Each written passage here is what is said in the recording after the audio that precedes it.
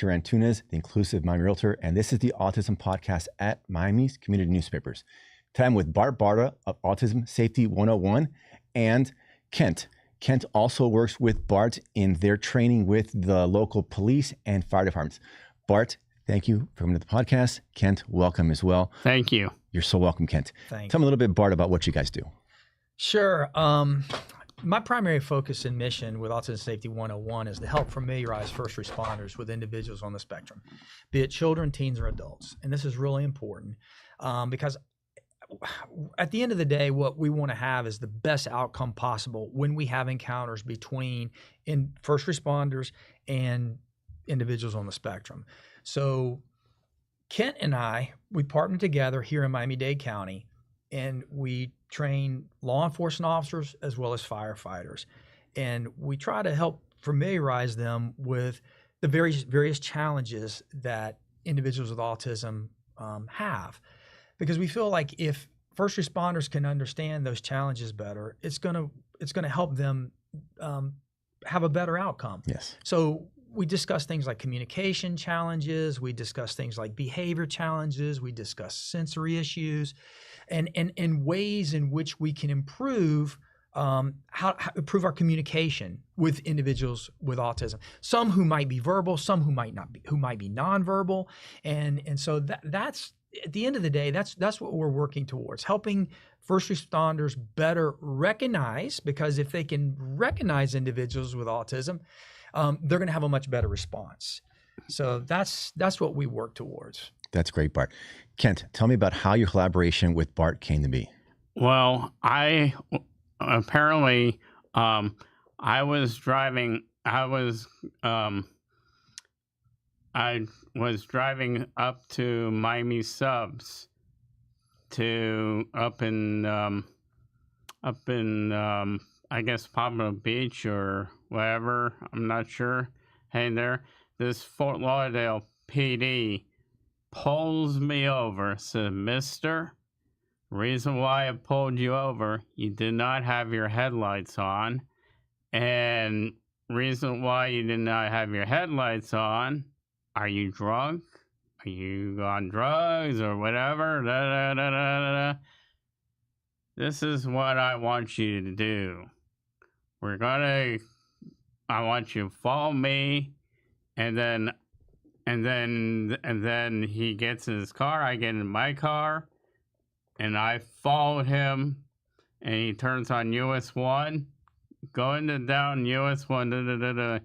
He pulls in at a hotel concierge driveway, and I follow him in, and I get out of the car, he gets out of his car, and then he goes to me, he said, "The reason why you're getting this ticket, you did not have your headlights on, and besides, you look like you're drunk or on drugs or whatever." And then he also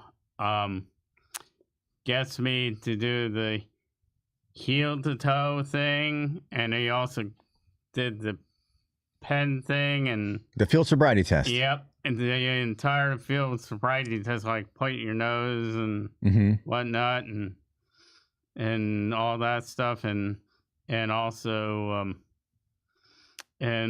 stand on one leg and all that stuff. And then I did all those exercises, and he gives me a ticket. I should have told him I had autism, but I didn't. I was scared. And one thing is, oh shucks, my wallet card is in my wallet. That's okay. Tell us about it. It's a blue card that has a dot square in the right, I guess left or right hand corner, and it tells them what mood the individual is in. And the individual presses it because it tells what the mood they're in and all that.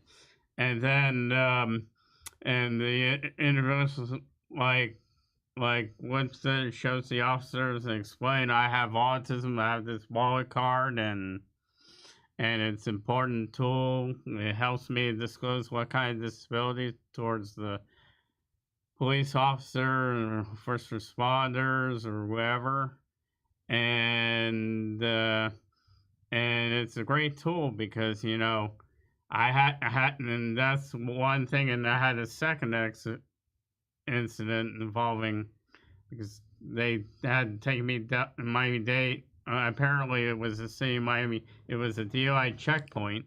I thought it was a construction zone or a bad car accident, because I was like looking for a detour. Like I found looked like a detour over here where Caso's Pizza is. I went over there and I got this police officer, pull me over, pull over, pull over. I pulled over. He gets me out of the car, puts me down to the crosswalk. And then I went and I was sitting there. He said, "Are you drunk, tired, or whatever?" And then I told him I'm just tired. And and he said, "Do you have any chronic health condition, whatever?" I told him I have diabetes. He calls the City of Miami Fire Rescue, and they came out with their big, huge tackle boxes, and they unlock the lockers, open it up, and take out these tackle boxes with full, They can't tell me, how did you meet Bart though? How did you and Bart get connected and now working together? We met because we were at a Miami Dolphins game. Oh, okay. It was an autism event, and we were at a Dolphins game, and that's where I first became familiar with Kent. He became familiar with me. And when I learned more about Kent and these two incidents that he's sharing with you, his interactions with law enforcement, where he didn't finish telling you this, the second part of that story is that when he was stopped by the city of Miami. What year was this, to put it in perspective? Kent, you can answer that question. Oh, yeah, that was like 2000, what is it? It was probably early 2000s. Because things have changed since then. Yeah. Well, yes, they have, and they haven't. And I'll explain about that in a second. But it was probably early 2000s when we first met. And he had already had these encounters with law enforcement. The second time that he was stopped, they thought he was definitely under the influence of a controlled substance. He was passed off from a City of Miami police officer to a Miami-Dade County Miami-Dade police officer, who took him into custody and transported him back to a station where he was administered a intoxilizer. Of course, he blows triple zeros because he hasn't had any alcohol. But they thought he was under the influence of a controlled substance. So they brought in a drug recognition expert, and they subjected him to all kinds of things involving lights to try to see whether or not his eyes are dilated and those sorts of things. And after a period of time, this is hours and hours later, Kent tells one of the commanders there that he's autistic. And after he told the commander that he was autistic, the commander told these officers, "You need to take him home." And so Kent was transported back to his home by these officers. And his truck at the time was driven by another officer back to his home. But it was protocol at the time. But Kent, the reason why this happened, I believe one of the main reasons why this happened was because the officers who had come into contact with Kent had mistakenly thought he was under the influence of a controlled substance, which if you don't receive training in autism and you're dealing with teens and adults, right, you might mistakenly think this person is under the influence of something when in fact they're not. They're exhibiting autistic behavior. They're not exhibiting behaviors, characteristics of someone who's under the influence. But if you don't receive this kind of training, unfortunately, that's sometimes where it's going to go. It's going to head.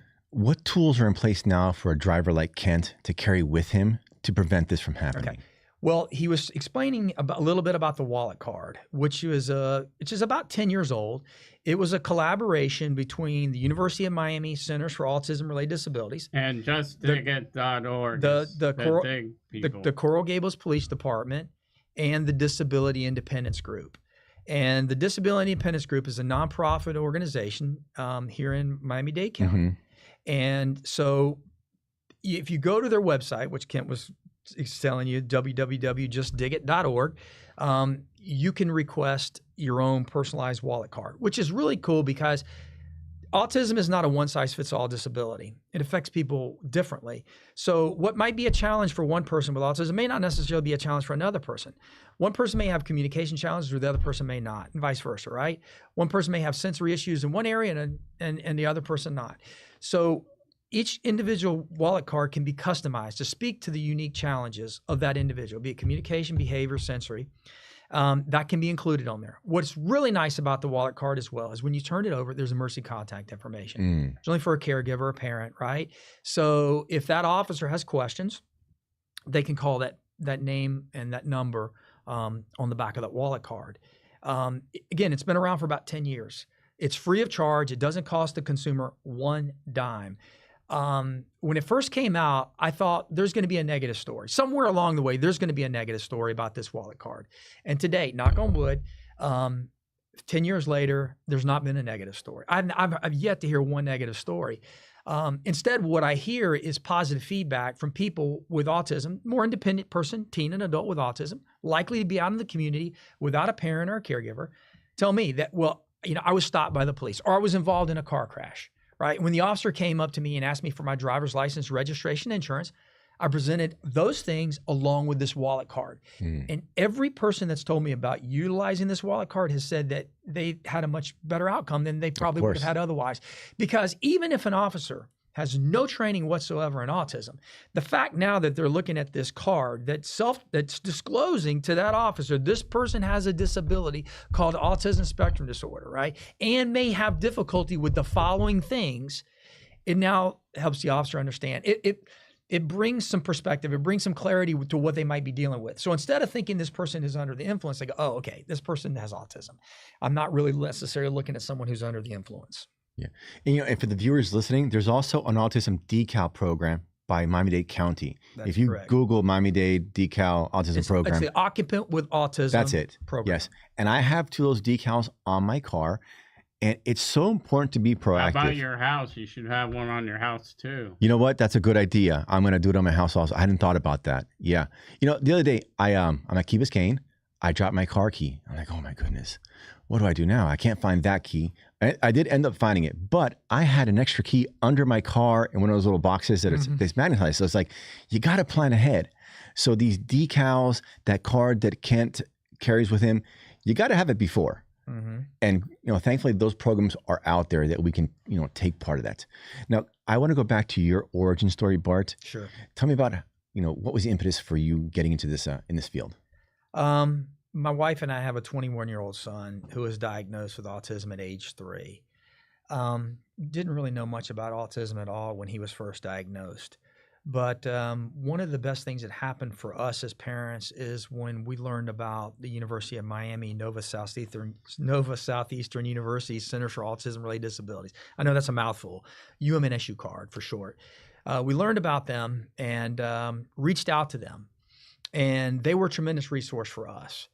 And they kind of started to help guide us on the path and the journey for helping us to help our son reach his fullest potential in life, whatever that is. Because as a parent of a child with autism, when you get this diagnosis, you don't know what your child's future is going to look like. You have dreams, of course, like parents have, but you don't know, is my child ever going to be able to communicate with me in any meaningful way? Are they always going to have to live with me the rest of their life? Or might they live independently and work and be self-sufficient?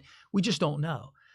So as I started learning more and more about this disability, I also started to read stories in the news involving first responders and individuals with autism. And sadly and tragically, many times it was not a good outcome. No. And so as a law enforcement officer myself, I recognize we are not training first responders in how to recognize and respond to individuals with autism. So what do? I'm working for the City of Coral Gables Police Department at the time as a lieutenant. I reached out to the University of Miami Centers for Autism-Related Disabilities, and I said, look, can you help me develop some curriculum for first responders? And they said, yeah, we'd love to, because they're the experts, right? I mean, I understand law enforcement, but this autism thing, it's new to me. So with the assistance and support of the University of Miami CARD, we created some curriculum for individuals with autism and started slowly doing training here in Miami-Dade County through the Crisis Intervention Team Training, or CIT. And I did that for about 10 years. And I would go into a 40-hour block of instruction in CIT, which is geared primarily dealing with people who have serious mental health issues or who might be in crisis. And so I would come in that 40-hour block of instruction. I'd do a 2.5 hour block on autism. And I did that for about 10 years. And then as I was getting closer to my retirement date, I told my wife, I said, you know what?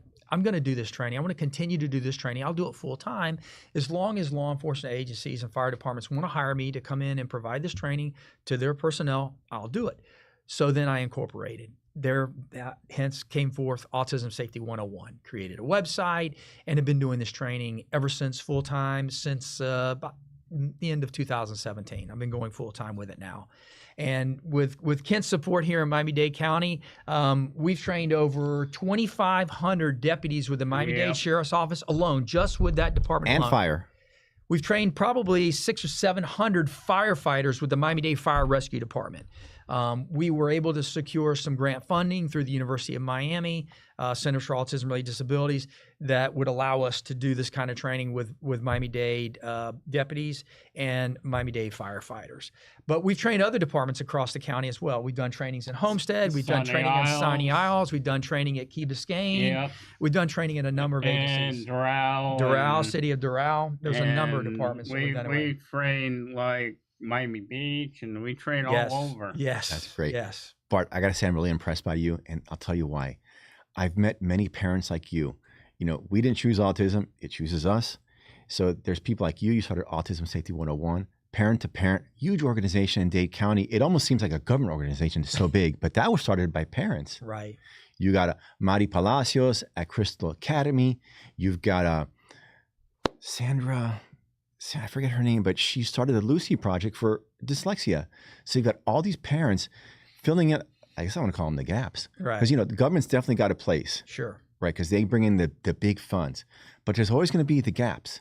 And it's people like you that come and they fill those gaps. And it makes me really happy that, you know, to hear that the origin story, how it came about, and you're filling a very, very needed service. Well, thank you. I will say this. When I first started, it was probably the beginning of 2007 when I first started doing this training.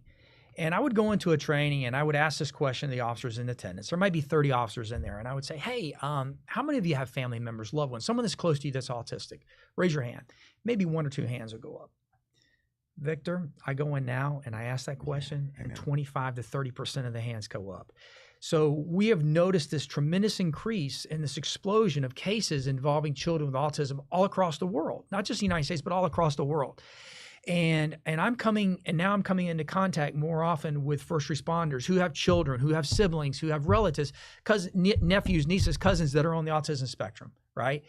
And also, I'm starting to see an awareness, which I'm very happy to see, at the elected leader level. Very much. Commissioners like Raquel Regalado, who makes this a priority for citizens here in Miami-Dade County, that these first responders here in Miami-Dade County receive this kind of training. Boy, do I wish other other municipalities, counties, and cities would do the same as her. But I'm seeing progress. We still got a lot of work to do, Victor. We're not out of the woods yet. Sadly and unfortunately, there's still a lot of police departments, there are a lot of fire departments that don't provide adequate training, autism training for their personnel. When I say adequate, it might include watching a 30-minute video, and that's it. I can tell you right now, Kent and I... We did a video with the Coral Gables Police Department. Remember? That was with the wallet card. Yeah, with Ivan and all. Yeah, that was the wallet card video. And we did with the cord production. Right. That's great. But my point is this, is that Kent and I, when we go in to do a training, for example, we have a training this afternoon from noon until 4 p.m. with the Miami-Dade Fire Rescue Department. That is a 4-hour in-person training. That's a 4-hour, it's very interactive. It's an extremely interactive training. And I will get police departments and I will get fire departments who will contact me and they'll say, Bart, can you come train our personnel? And I'll say, sure thing, Chief, what do you have in mind? They said, what about roll call? I said, well, how long is your roll call? And they said, well, maybe 45 minutes. And I have to tell them, listen, Chief, all due respect, I can come in, I can talk to your officers 45 minutes about autism, but they're not going to get much out of it. And they scratch their head and they look puzzled. I go, look, don't do anything less than 4. And I stand by that. I try to get them to do 8. The Miami-Dade Sheriff's Office is doing 8 hours of in-person training. That's incredible. 8 hours of in-person training. And that is the goal. That is what I want to see agencies do. If you do less than 4, you're getting inadequate training in autism, in my personal opinion, in my professional and personal opinion. You're not providing the training that your personnel need. Yeah, and this is a great segue now, talking about training. Earlier, you were speaking about a sergeant who got a missing person call, I guess, something like that, an autistic child, and that had a very happy ending, but it was a very close call. Can you tell me a little bit about that? Yeah, right before I retired in Coral Gables, we had a situation where one Sunday morning, a father woke up. He went downstairs to let the dog go out in the backyard and take care of its business. And everybody in the home is sleeping. He goes back up. The father goes back up to take a shower. While he's taking a shower, his 5-year-old son wakes up, heads downstairs, finds the back door unlocked. He goes out into the backyard. Well, the previous day, there was a lawn crew there was cutting the grass. They left the fence unlocked in the backyard. This home is on a golf course in Coral Gables, and it's a huge golf course. And there is a canal that runs the entire length of that golf course. When the father realized that his son was no longer in the house, they immediately called 911. Coral Gables police responds to the residence. We learned that this child wears a tracking device by a company called Safety Net. We have these trackers at the police department at Coral Gables. And so the sergeant working that day sent an officer running a code 3 back to the station to get the tracking device to come back to the home to start tracking the kid, because it's a proximity device. On the ground, it's about 1 mile. So, but heads up to the sergeant, because the sergeant didn't wait for that device to get back to the home before tracking that kid. The sergeant said to 2 officers, says, I want one of you to go to one end of the canal, and I want one of you to go to the other end of the canal, and I want you to walk the canal until you meet one another. And thank God she gave those officers that instruction, because one of the officers that was walking the canal found that 5-year-old child standing waist deep in water in his underwear, right, with his dog right next to him, and the kid can't swim. If they had waited till that tracking device had got to the set before they start tracking that kid, that child might have drowned. So one of the things that I cannot emphasize enough when first responders are responding to calls, and not just children. We focus on children, but it could be a teen, it could be an adult, maybe who's a little bit more intellectually challenged and who's a real elopement or wandering risk. I tell them, you have to search those water sources first. Yes, some people go, oh, well, but they were last seen at the house, and so we're going to call K9 in and we're going to start the search in the house. Great. Start the search there at the house, but also do another search concurrent with that search at the closest body of water. Why? Because drowning is the #1 cause of death in the United States of America for children with autism. And just about every single day in this country, a child with autism drowns. And you can look this up. It is, and I forgot how many cases we've already had in the state of Florida so far, but I think we're up to almost 30 or over 30 so far just this year. And we're in August now, just in the state of Florida alone, with children with autism who drown. So yeah, it's imperative. It's super important. And tracking technology is a great tool. It's not a babysitter. It's not a babysitter. It can't be used as a babysitter, but it's a great tool and can be a tremendous aid and benefit to individuals with autism. There are a number of municipalities and jurisdictions that partner with different tracking companies and things out there. If people want to learn more about this kind of thing, they can come visit my website, things like that, and contact me, and I'll try to help point them or guide them and get them in the right direction. You know, just recently, a little boy drowned in Opelika, Anthony Brown, 9 years old. And I remember I got the Google alert when he was just reported missing. And I thought, if this boy isn't found in a couple hours, it's not going to have a happy ending. And it didn't have a happy ending. Right. Now, fortunately, and now as an autism dad, drowning, this is not news to me. But before, it was news to me. Now, this sergeant, how did she know to go check the bodies of water? What had been her training prior or her experience? We had provided some training to Coral Gables police officers about autism and their attraction to water. And so that's one of those things. And this is one of the things I tell officers all the time, especially when you're responding to calls of missing person involving children with autism, you have to think water, water, water. You have to, that has to be primary in your mind. Are people with autism getting hit by cars? Are they being subjected to the elements and things like that and succumbing? Yes. But drowning is by far the largest cause of their death. So we've got to get to those water sources immediately. What I'm also starting to see, and I'm happy to say this, is that departments now are using technologies like drone that have FLIR technologies, which can pick up on infrared, body heat, things like that. There's low light, like night vision goggles and stuff. So if it's dark, you can go in these areas, you can pick up on these infrared body images, or you can also use the night goggles on these devices to help you locate these people. And I'm seeing more and more positive stories where drones are being utilized to help make recoveries for people with autism. Powerful tool. That's great. There's also swim lessons for these kids. The county's got what's called the Zero Drownings Initiative. If you go to Google, you can find that. Also, you can go to Eventbrite and just put in adapted aquatics, and you'll get courses. In fact, just this Saturday, I was at Shenandoah Park. They were doing swim lessons for autistic kids, which was great because it's all out there. But I think that also, Bart, it's an access issue. Parents just don't know what they don't know. Exactly. Yeah, so it's great to have these conversations where, now people know there's a Zero Drownings Initiative. You go to Eventbrite, you put in adapted aquatics.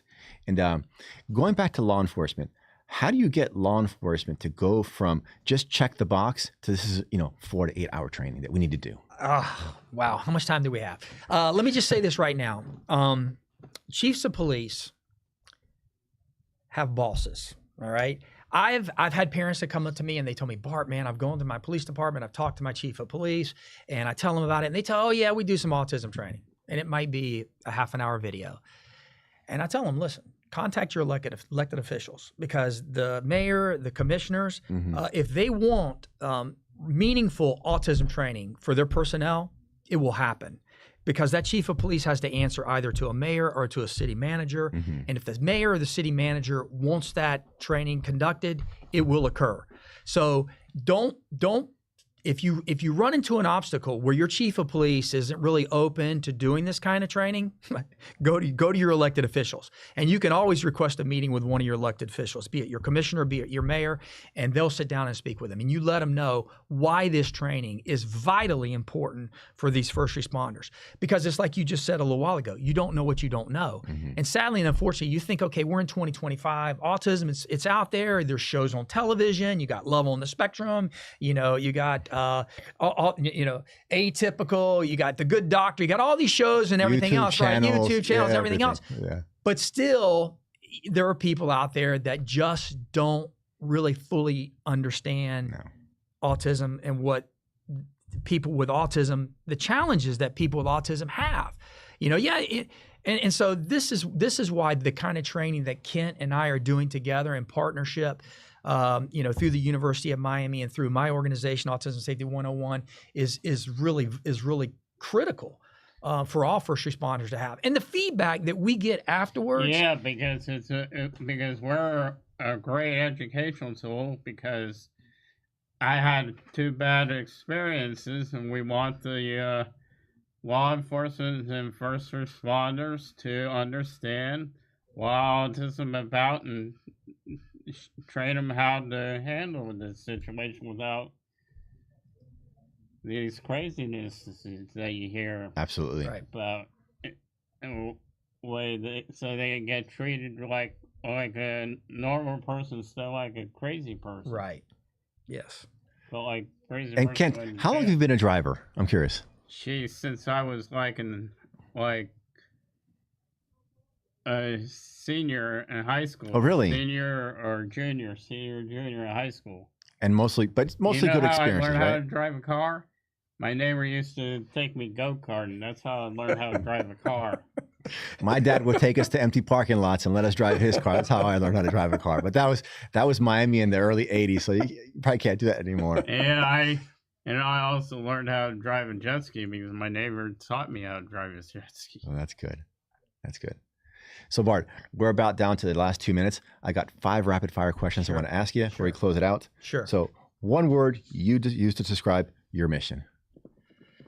Wow. One word I use to describe my mission is empowerment. I mean, I think probably empowering people with autism, one, to help them learn how to safely self-disclose their autism to a first responder is really important, even for those folks who are nonverbal. Absolutely. Having cues, things like bracelets, decals QRs, on the car, decals, but even things even on the houses too. But even things that can be worn either on the clothing, if they're tactile sensitive, maybe it's something we can put on their clothing, maybe it's something we can put on their shoe through their shoelaces, is really important. And part of that empowerment also is even the safety net is another tool. yes, Also. and even in empowering these officers, helping them to better understand these unique, very unique challenges, communication, behavior, sensory, we can go on and on, helping them understand these challenges are going to help them have a better outcome when they're interacting, engaging with somebody with autism, and hopefully reduce or minimize these misunderstandings that might take place. You might have an individual with autism who's maybe they can only speak a few words, but because they're not speaking, the officer may be thinking that this person is being coy, being deceptive or whatever, or may think, this person's just being rude, when in fact they're not. This is So important. Yeah. So important. Yeah. Question number 2, the most common misconception officers have about autism. That I think probably the most common misconception that people have is they put limitations on them. And one of the things that I encourage officers to do all the time is when you encounter somebody with autism, even someone who's nonverbal, do not automatically assume incompetence. Assume that they may truly understand what it is that you're asking them or telling them to do, but be prepared they may not. If that makes sense. And they can't respond. That's exactly right. Exactly. That is exactly right. It's registering. They just can't respond the way that we normally would. Exactly. Or you may have to give them a lot more time. Yes. Before Slow they it down. do respond. You may have to slow it down, and they may not respond verbally. It may be some other form of communication. It may be AAC. It may be American Sign Language. There's other ways in which people with autism who have verbal challenges can communicate with others. Sure. I mean, I see it with my daughter. Like, we can communicate, but I can't press her. If I press her, she just withdraws. So I got to be slow. Yes. But that's patient. 5 years of experience. Yes. So it comes with patience. time. I can't stress. That's Absolutely. another thing I stress with officers and first responders. Patience. You have to have patience. I wasn't going to ask this, Kent, but I want to ask you this. Do you remember at what age you received your diagnosis and what that felt like? I was about around age 2. About around age But you 2. don't remember that. You don't remember that, obviously. I don't remember, but I know it's age 2. And has it always been a part of the conversation in your family? Yeah, because a lot of back in the day, the doctors and lawyers and legislators didn't know what autism is. No, probably I not. understand if they thought it was mental retarded. That's why my mom and dad and my neighbor got all the parents together to get the 504 bill passed and get the IEP going. You know what? And I'll have you guys back in a future date to talk about the passage of the 504, because that's a really big one. I didn't know about that. So I'd like to cover that in the future sometime. Another question here. One training exercise every department should start tomorrow. If you can bring in individuals with autism and engage them in your training, I highly encourage you to do that. It's one thing to be able to stand up in front of a classroom and show videos and lecture, but it's another thing when you can have one-on-one interaction with a person with autism. And as I was saying to you before we started this podcast, one of the things that it's very positive that I'm seeing occurring in more and more communities is where cities, counties will create these fairs or public events. Yeah, like where the Children's Trust. I was at the Children's Trust, and I got to be in pictures with Rojas and my family friend's cousin. Very nice. And I was there. I saw first responders and fire and police officers who I trained in my trainings. I like to go and say hello to them. I tell them you can create events where you can bring people with autism together with first responders in a really controlled environment before a crisis occurs. That's ideal. You mentioned earlier about some schools that are specifically geared towards children with autism, bringing in those police departments, bringing in those sheriff's offices, giving those deputies, giving those officers an opportunity to interact, engage with individuals with autism is huge. It's a win. It's a win for the person with autism, and it's a win for the first responder, because what it does for the individual with autism, it helps familiarize them with a first responder. So they know, hey, if you encounter a police officer, whatever, they're your friend. They can be helpful to you. And then the same thing, you're exposing so many people across the spectrum to these officers and to these first responders. Now they get a much better idea of how people with autism may engage or interact. Yeah, I had a neighbor next door neighbor who is a police officer, and he and his wife were Miami-Dade police officers, and my brother's brother-in-law is a former police officer, and his wife is a former Miami-Dade PD too.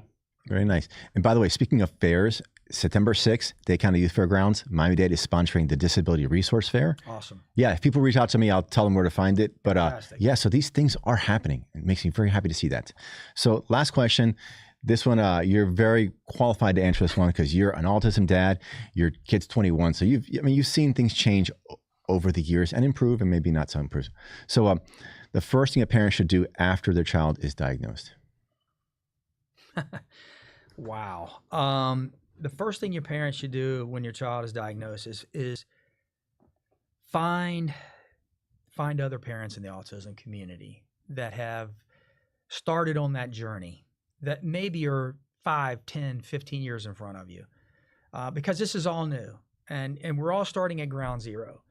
But being able to talk to another parent who's sort of walk the walk, talk the talk. And it's 5 or 10 years ahead of you. 5, 10 years ahead of you can be a tremendous help to you. Absolutely. Because you can learn from them. You can learn from their experiences. What worked for your child? What didn't work for your child? You know, I mean, I've had parents with autism parents come to me and said, if you could do anything differently again, what would you do differently? And I'll tell them honestly what I would do differently, because I think we did some things right with our son, but I think there's some things we could have done differently and better, if that makes any sense at all. So the first thing I would tell you to do is don't stay in your shell. Okay, it's easy to get in your shell and to stay in your shell and say woe is me, or and have this like pity party with yourself and your child, because you're like wondering, is my child, because again, your child's young. You don't know what their future holds. If your child is nonverbal, I tell parents all the time, you may have a nonverbal child, but that doesn't mean your child's going to be nonverbal the rest of their life. Don't ever stop giving them therapies. That's the other thing I would tell you. Give them therapies. The sooner you recognize this disability and you can begin to provide your child with therapies, you're on the path to helping them reach their fullest potential. Because honestly, we don't know what the full potential is with people with autism. And as a parent, sadly, we put ceilings on our children, and we shouldn't do that. We shouldn't put the ceilings on our children and say, oh, well, they're not capable. They'll never be able to do that. You don't know. No. You don't know. So the first thing I would say is make friends with other autistic parents who have children of 5, 10, 15 years in front of you, and communicate with them regularly and routinely. Yeah, and a great way to do that in Miami is to plug into Card. And for people who don't know, it's CAARD. I go to their Autism Dads group. You go there, we talk health insurance, therapies, whatever it might be, free this, free that. It's such a great resource. Vic, let me tell you something. I tell these first responders all the time, who sometimes who may have a child a year or two from now who gets diagnosed. And I tell them all the time, if you have a family member, be your own child, be a nephew, be a niece, cousin, whatever, that gets diagnosed with autism, you have to reach out to the University of Miami, Nova Southeastern University, Centers for Autism-Related Disability. They are by far the best resource we have here in South Florida for families affected by autism. Hands down, no one's even close. Yeah, and people don't realize this. I mean, I didn't know it, but CARD is a statewide system. There's 7 centers. Miami's got the biggest one. Florida's the only state in the country with a whole statewide system. So yeah, it's a great resource and it's free. Just people, they ask, like, what does it cost? Nothing. I'm glad you mentioned that, because I live in Northeast Florida, and I used to live in South Florida, but I've relocated to Northeast Florida. So now our CARD center is UF Jack's CARD. And as you said, there's 7 of them across. So if you're having somebody that's watching this that lives over in the Tampa area, it would be USF CARD. If you're in Orlando, it's UCF CARD. If they're in the Panhandle, it's FSU CARD. No, there's a one. You know who else has an autism program like CARD? North Carolina has a CARD. That's program. great. Yeah. So more and more of these national programs coming around. Yeah, that's great news. So let's go ahead and turn to the camera and we will sign off. So this has been the Autism Podcast with Bart and Kent of